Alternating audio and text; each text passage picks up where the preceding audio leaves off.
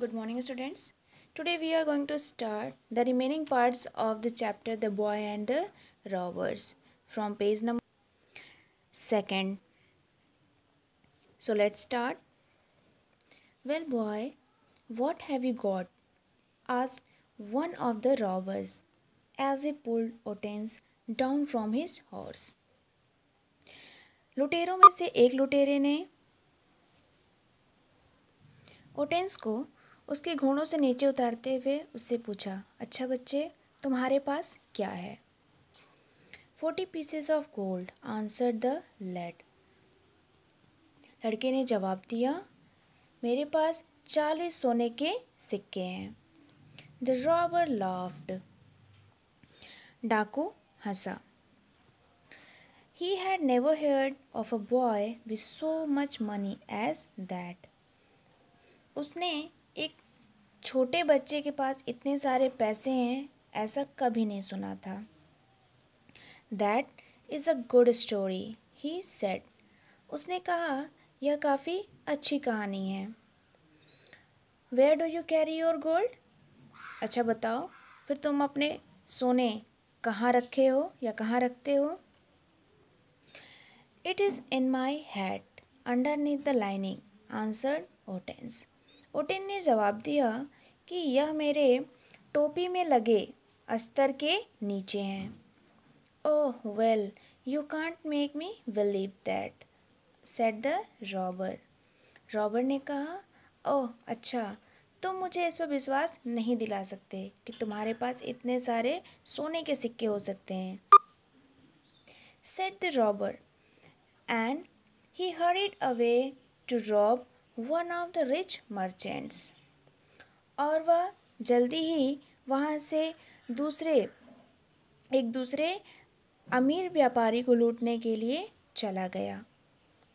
Soon another came up and said.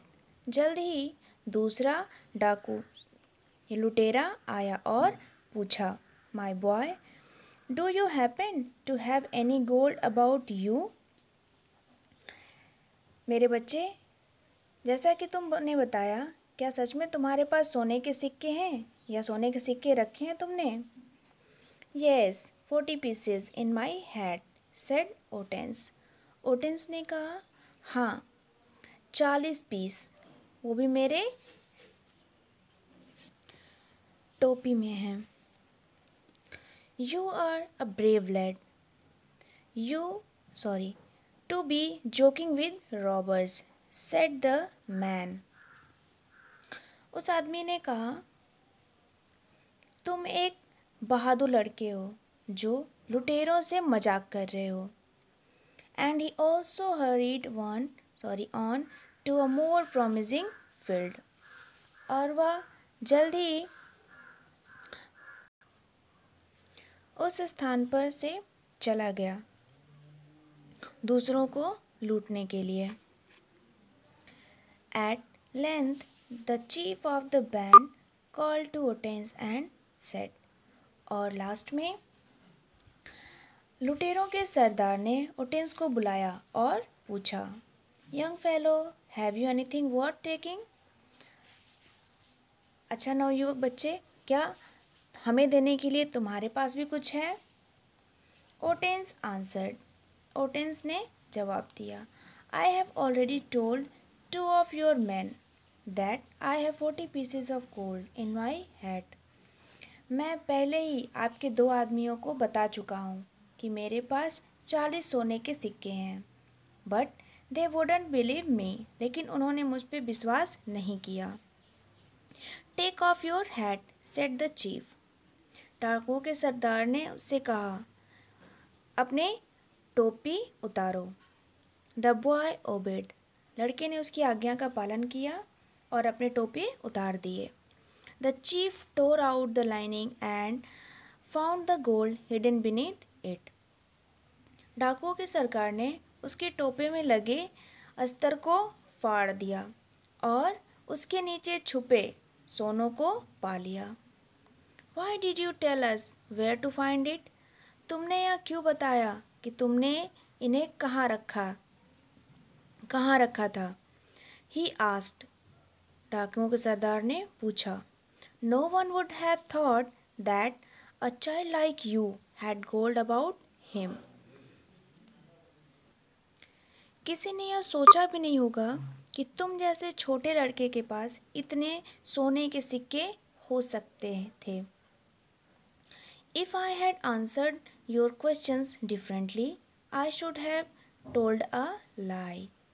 अगर मैं आपके प्रश्नों का उत्तर अलग तरीके से देता तो वह मुझे झूठ बोलना होता, मतलब मुझे झूठ बोलना पड़ेगा।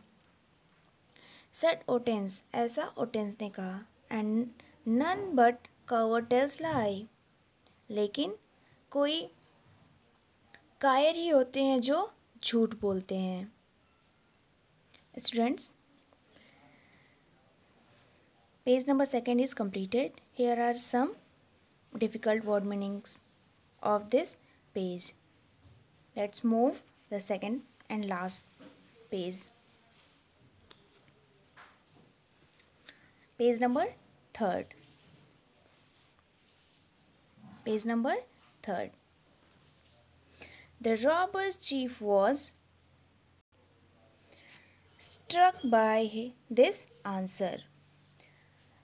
डाकुओं या लुटेरों के सरदार ने उसका जवाब सुनकर स्तब्ध रह गया था, वह स्तब्ध हो गया था। He thought of the number of times. डाकुओं के सरदार ने लड़के द्वारा कही गई बात को कई बार सोचा और उसने यह रियलाइज किया कि वह स्वयं को भी एक कायर व्यक्ति बना चुका था, या कायर व्यक्ति बना रहा था। देन ही सेड, तब उसने कहा, डाकुओं के सरदार ने तब कहा, you are a brave boy, तुम एक बहादुर लड़के हो। And you may keep your gold, और तुम अपने सोने अपने पास रख सकते हो। हियर इट इज़, जो यहाँ है। Mount your horse and my own men will ride with you and see that you reach the end of your journey in safety.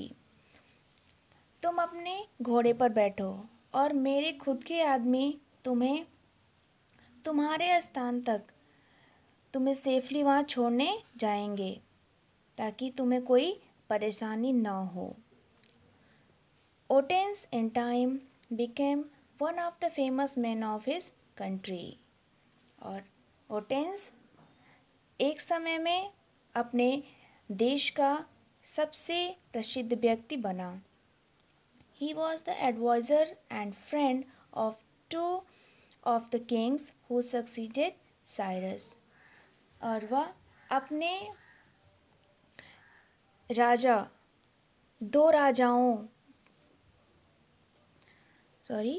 वह अपने राजा और साइरस और उसके बाद आने वाले 2 और राजाओं का विशेष सलाहकार और दोस्त बना।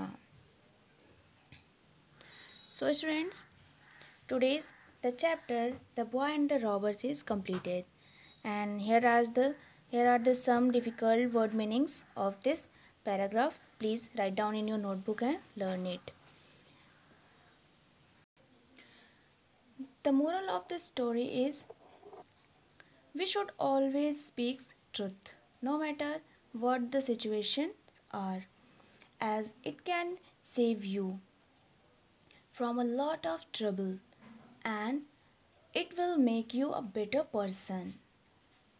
हमें सदैव सत्य बोलना चाहिए। यह महत्व नहीं रखता कि आप या हम किस परिस्थिति में हैं। इट मीन्स आप किसी भी परिस्थिति में हैं पर सदैव सच बोलें, क्योंकि यह हमें काफ़ी परेशानियों से बचा सकता है और सच बोलना हमें एक अच्छा इंसान बनाएगा जिससे सभी प्यार करेंगे। जैसे आपने देखा होगा कि जो भी झूठ बोलता है लोग उसे पसंद नहीं करते, उससे प्यार नहीं करते। जैसे इस स्टोरी में आपने सुना कि कैसे डाकुओं के सामने भी वह छोटा ओटेंस डरा नहीं बल्कि सच बोला और उससे प्रभावित होकर डाकुओं ने उसे स्वयं उस स्थान तक पहुंचाया जहां वह जाना चाहता था। और अपने जीवन में साइरस के बाद 2 राजाओं का सलाहकार और दोस्त बना। I hope you understood it well. If you have any doubt please comment or send me messages. If you like my video, please subscribe my channel. Thank you. Have a nice day.